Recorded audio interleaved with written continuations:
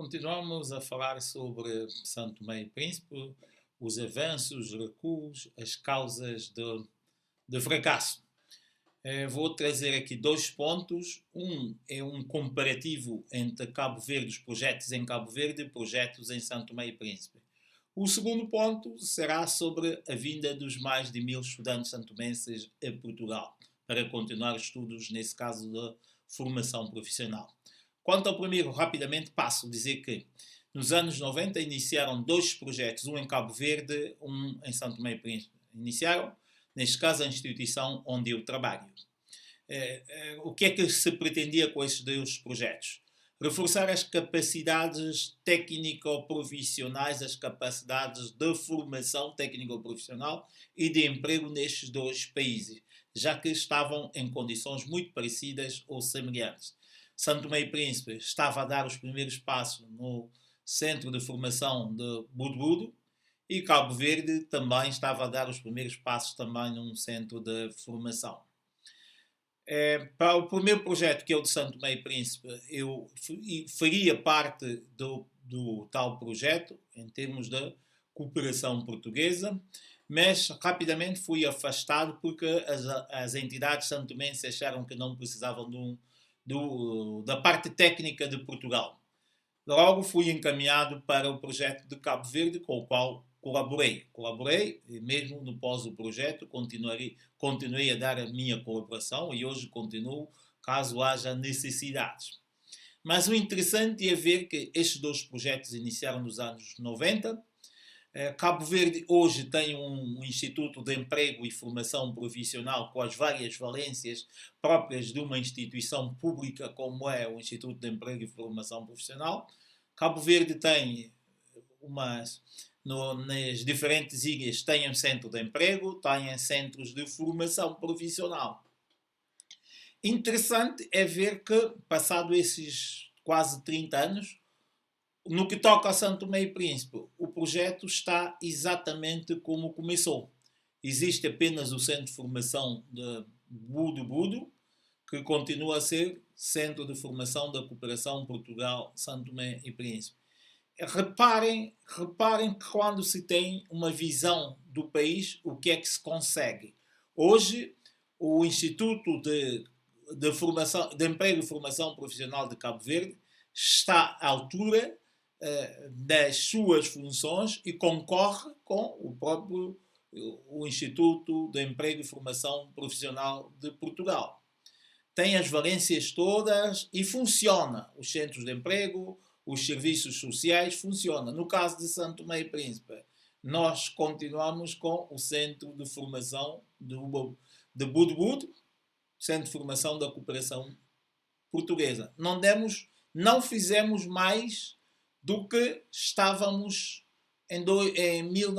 nos anos 90. Só para verem isto. Mas, dado ser necessário, até para a vossa apreciação melhor, eu explico alguns dos handicaps do projeto com o São Tomé e Príncipe. Razões várias fizeram este projeto não avançar. Uma tem a ver com foram disponibilizadas as máquinas a São Tomé e Príncipe. Simplesmente as autoridades santomenses encarregaram-se posteriormente de as vender ou as doarem ao privados, os amigos. Tínhamos a secção de informática, a secção administrativa, foi vendida ou foi doada, e tínhamos também em São Tomé e Príncipe o centro onde estava-se em perspectiva de instalar o centro de formação para a área das madeiras, que iniciou alguns cursos, iniciou inclusive a formação dos formadores na Guaizé. Em pouco tempo, o Estado de São Tomé e Príncipe decide vender ou doar as máquinas e claro que a instituição portuguesa afasta-se imediatamente do projeto, porque já não há meios para desenvolver o projeto. Por incrível que pareça, e parece que por coincidência do destino, passado uns anos, a instituição onde eu trabalho, nós tínhamos aqui alguma necessidade de algumas máquinas, estávamos a equipar um centro de formação e era eu o responsável pela coordenação dos centros de formação profissional da região de Lisboa. O que é que fui encontrar nos nossos armazéns? Uma máquina grande que estava destinada ao projeto em Santo Tomé e Príncipe, nesse caso para o fabrico de contraplacado, já que iria-se ter em Santo Tomé e Príncipe as áreas das madeiras, fazia todo sentido o contraplacado. Iria ser fabricado em Santo Tomé e Príncipe. A máquina foi comprada pelo Estado português, só não seguiu porque depois deixou de fazer sentido. Aqui dá para vocês entenderem porque que o nosso país continua como está e nas peripécias que está, os projetos não avançam. Repito, fiz-vos aqui uma comparação de dois projetos iniciados nos anos 90 com a cooperação portuguesa. Cabo Verde tem o Instituto de Emprego e Formação Profissional a funcionar, com as duas valências, emprego e formação, centros de emprego nas várias ilhas e centro de formação também nas várias ilhas. Santo Tomé e Príncipe, apenas ficamos pelo centro da cooperação portuguesa, o centro de formação de Budubudu. Segundo ponto, o envio de Santo Tomé e Príncipe para Portugal de mais de 1000 estudantes para fazerem formação profissional. Acho caricato, acho falta de visão, denota clara falta de visão do país, denota uma clara falta de estratégia, quer para o país e quer para a juventude e os seus problemas. Como sabem, os centros privados da formação profissional em Portugal estão em crise, não há formandos, como conseguem sobreviver? Conseguem sobreviver à custa dos países como Santo Tomé e Príncipe. Digo como Santo Tomé e Príncipe porquê? Porque só Santo Tomé e Príncipe pode-se dar a este luxo de que os milhões disponibilizados pela cooperação portuguesa, em vez de serem canalizados para Santo Tomé e Príncipe, passam a ser, com aval, com certeza, do Estado santomense, são canalizados para empresas portuguesas, empresas ou escolas de formação portuguesas em falência para receberem estudantes de Santo Tomé e Príncipe. É verdade que eu também, nas condições atuais de Santo Tomé e Príncipe, se fosse jovem, se me aparecesse uma oportunidade de sair do país, não hesitaria. E a oportunidade que os jovens têm é esta. Mas não é o caminho. Não é o caminho até para o próprio país. Porque com esta verba nós poderíamos construir instalações, construir centros e escolas de formação viradas para o futuro. Preparar os nossos jovens, localmente em Santo Tomé e Príncipe. Se os tivéssemos que dar as bolsas, daríamos até as mesmas bolsas que eles receberão cá, e com as bolsas que receberão cá, estas bolsas daria-lhes até para iniciar as suas próprias vidas. Acho que, mais uma vez, Santo Tomé e Príncipe, o governo de Santo Tomé e Príncipe, denota pouca apetência, pouca sensibilidade para os assuntos estratégicos do Estado e do país. Fazia todo o sentido que estas verbas fossem para Santo Tomé e Príncipe, fossem canalizadas para Santo Tomé e Príncipe. Fazia todo o sentido apostas nestes jovens a nível local, ajudá-los na criação, na sua capacitação e na criação dos próprios empregos para eles.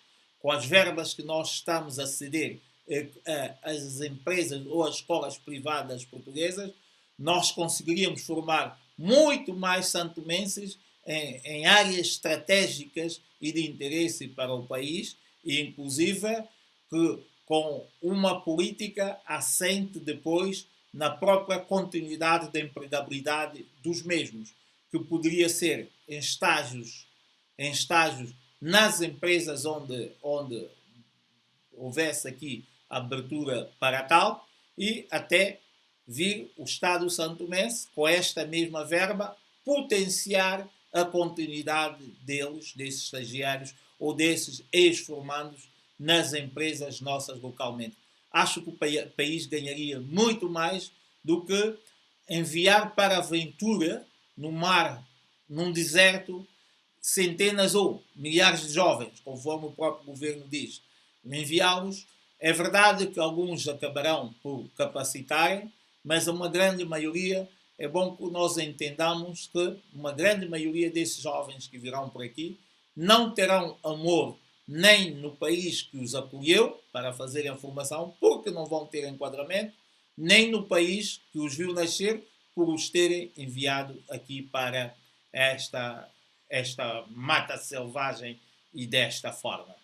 E o apelo que faço às autoridades santomenses que procurem a forma de lidar com os melhor, de lidarem com os recursos que são disponibilizados ao país. Os recursos não são inesgotáveis. Os recursos esgotam e qualquer dia nós deixaremos de ter acesso a estes recursos e não temos pessoas preparadas para os desafios do século XXI, que são grandes. Bom, nós lembrarmos que estamos a entrar já, brevemente, para o início do segundo quartel do século XXI. E o nosso país não consegue dar uma preparação aos nossos jovens para eles poderem enfrentar os desafios profissionais, os desafios da globalização deste século. Para concluir, volto aqui ao que sempre disse. Eu estarei aqui sempre para falar sobre a questão dos doentes santomenses em junta médica. Os doentes santomenses em junta médica precisam do olhar atento das nossas autoridades, precisam de ajuda.